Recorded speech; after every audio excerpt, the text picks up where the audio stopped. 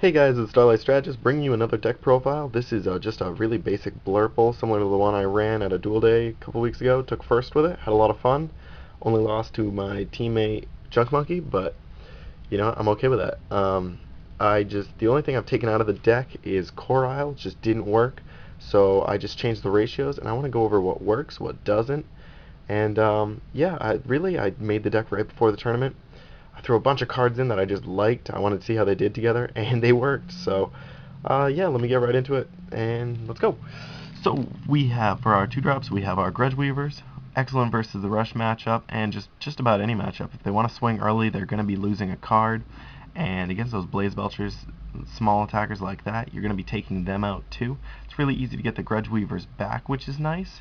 And just that discard just forces those mana choices. It really slows them down, and it can actually just deter them completely. And if you see them doing that, there's so many ways to then be like, all right, they have something they want, I'm taking that. So, awesome 2-drop.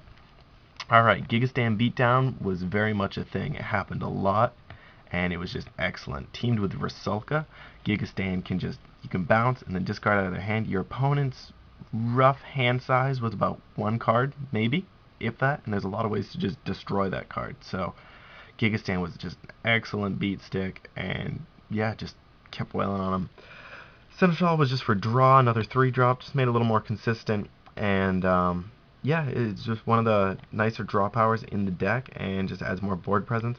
The thing about this deck is you're going to be picking at your opponent a lot, not a lot of big swing plays at the end. Like, there are big plays you can make, but just picking at them will help if they drop the Andromeda, gain back those shields. Just that little bit that you chip away at them will help you in the later game. So that's awesome. Rusalka just flows really nice, whether it's Gigastand or Aqua Seneschal into the Rusalka, and then you get their effects off. You don't have to worry about the blockers, and then you have Rusalka to start swinging in. Alright, this is one of the things I took from Jacob Concy's list was the Reef Scout. And when I saw this card, I'm like, it's kind of cool, but I just want to see it play. And there is Coral Claw, which is the same exact thing, except well, almost same thing. Same concept. It's a 4 for 3,000 blocker, but when it dies, you draw a card. The reason I played Reef Scout is I wanted that instant gratification of the draw. The 3,000 wasn't enough to warrant it for me, and like I said, when I drop it, I want that card. I want that +1 right away. I want to make sure I have it. And you know what? I think it's almost a preference thing. I want to test it with Coral Claw, but for right now, I was using Reef Scout, really liked it, and I don't know, it added more blockers to the deck, which was really nice because just protecting your really small things, like the Gigastand, actually, I protected a lot because it put in so much work. So just nice to have more blockers. That extra +1, just perfect. Fumes, I had this out of 3. I dropped it to a 2 because I saw that I was just chucking in mana a lot. I love the card, love the effect. It's awesome off Dracothane and Return from Beyond. But besides that, once it's on field, it just makes good Ripper Reaper bait, stuff like that. So I dropped it to 2. You can add it to 3. I don't care. This deck is 55 cards, by the way, and that's a really good size. It was fairly consistent, and you'll see why you need the extra card. Featherfin Stalker was one of my favorite cards in this deck, definitely. Just being a Slayer, draw a card when it attacks. They don't want to block it, and if they do block it, you know whatever they swing at this thing is going to die, and that's just an awesome feeling. It deters them from tapping their creatures, just swinging in with this put in a ton of work. The fact that it's Slayer makes it that much better. There's one of my favorite cards that actually came out of the new set, and I know there's obviously a ton of great cards, but this is just, I love it. It was so much fun to play with. It's one of those things that I added, and I'm really glad I did. Ripper Reaper is going to work great with the next card I'm going to say, but it was just really nice to have. You can kind of consider it a Hydra Medusa that you don't need Evo bait with, in a way. I mean, you don't. Obviously, your opponent gets to choose. That kind of hurts, but you're gonna see why it combos so well. And you know, up to this point, everything's been 2,000 to 3,000 for the Featherfin, but the 4,000 was a nice jump because it's a little while longer till we see another creature, and that's something I might end up changing out of this deck. But Ripper Reaper was nice. Early game makes great mana choice, and late game can actually put quite a bit of hurt on them.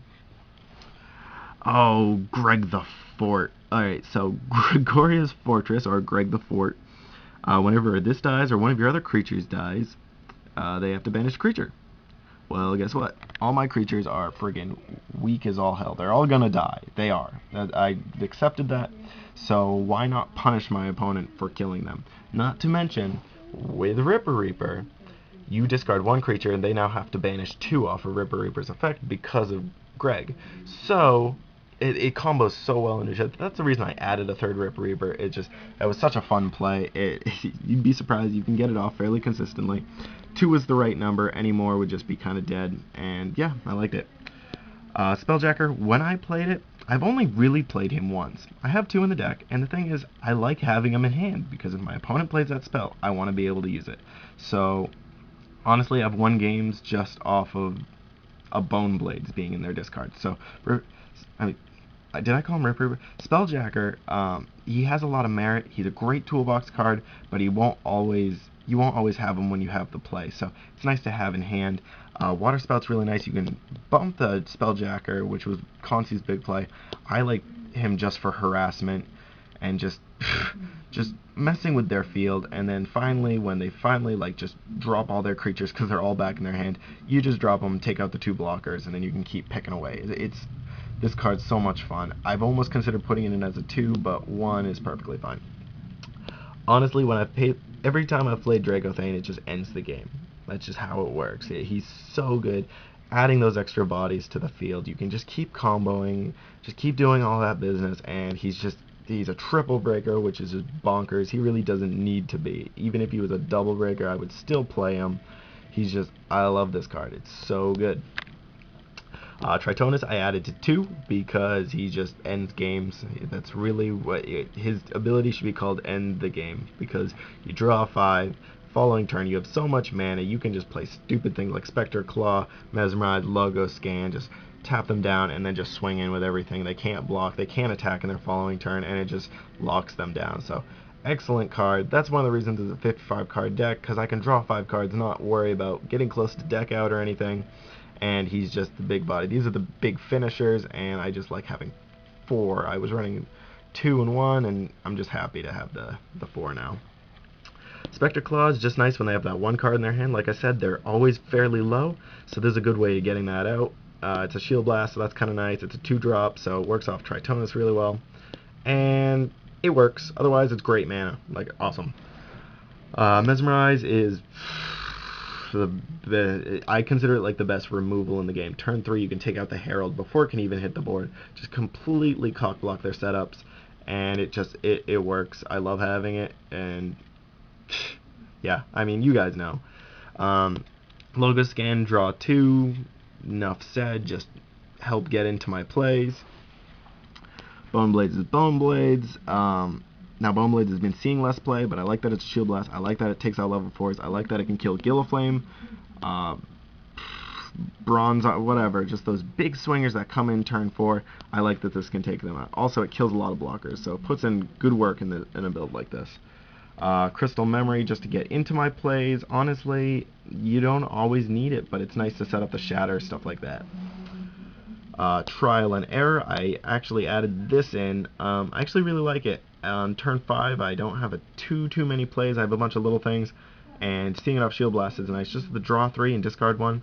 That discard, you can discard like one of your smaller creatures and then get it back with Dracothane. I mean, Dracothane literally can bring back all these targets. It's excellent. Bringing back Reef Scout's always nice for the +1. Fumes for discarding, Resolve for bounce, and just blockers just lock down their field. It's just that nail in the coffin. So that discard is actually, you can use that to your advantage.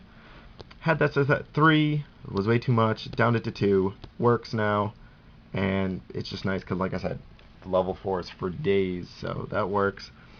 Honestly, I killed more things with this than I did with Terror Pit. It's an excellent card for turn 5, and the fact that the Shield Blast saves you so much. Death Smoke, alright, so I only have 2 pits. If I had a 3rd, I would be running a 3rd. I don't have a 3rd, so I'm only running the 2. Honestly, only hardcast it once throughout the entire tournament. Didn't really need that 3rd one, so I like it that. Death Smoke's great for just taking out those bottles. When they bottle into something big, Death Smoke just takes it out right then, because it's 5 for 5, it's the same mana cost as the bottle, and if they drop the Awakened, if they drop the Andromedas, it's something that's really going to hurt you through that game. Death Smoke just pops it out right away. The only thing it doesn't work on is fast attack dragons, and that does hurt quite a bit.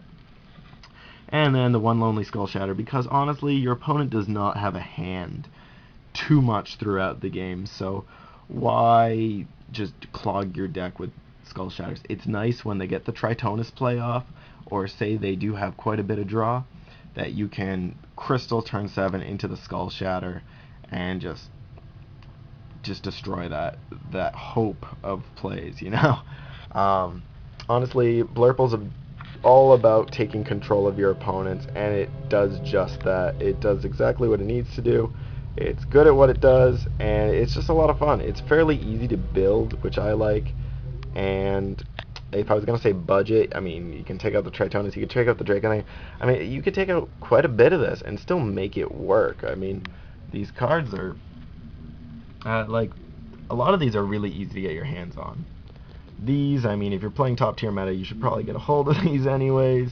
Dracothane shouldn't be too hard to get a hold of.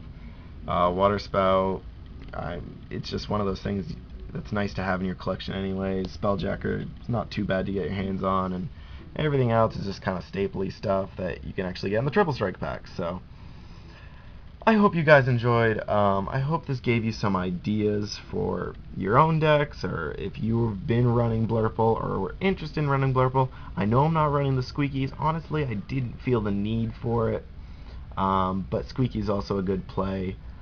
And Finbar would have been nice, because you're picking with all these small things and making the Aqua Seneschals and the Feather Fins a +2 draw is just, it's crazy. I've played with a version that had Finbar in it, and it was so much fun. That extra bounce was also really nice, so he will probably be added into the deck, but I just wanted to show you what I had been playing and what has been working for me. So if I come up with a better build, I will let you know. Don't worry about that.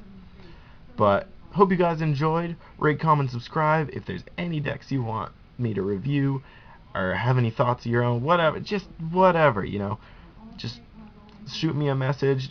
Be sure to check out my rants. I mean, a lot of people have told me, like, hey guys, this is, I don't know, I've been getting good reviews on them, but I don't know, I'm just having fun in the car, really. So check out my other videos. I hope you like. If you do, please subscribe. I'm trying to gain following. Just added a Twitter, just added an Instagram, and you can check those out in the description. So hope you guys enjoyed, hope this helped, and keep testing. Peace.